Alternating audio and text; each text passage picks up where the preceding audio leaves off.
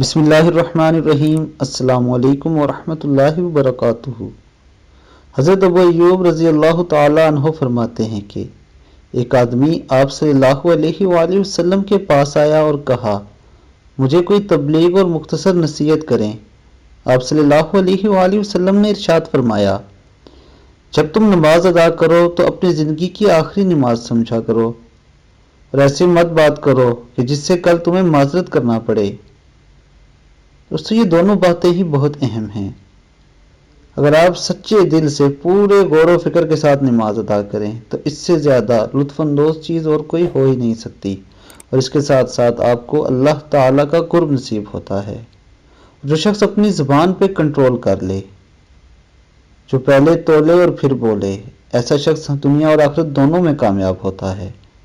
اس لیے ایسی بات ہرگز مت کریں جس پر آپ کو بعد میں شرمندہ ہونا پڑے۔ اللہ تعالیٰ ہمیں نبی پاک صلی اللہ علیہ وآلہ وسلم کے فرمان پر عمل کی توفیق عطا فرمائے۔ السلام علیکم ورحمۃ اللہ وبرکاتہ۔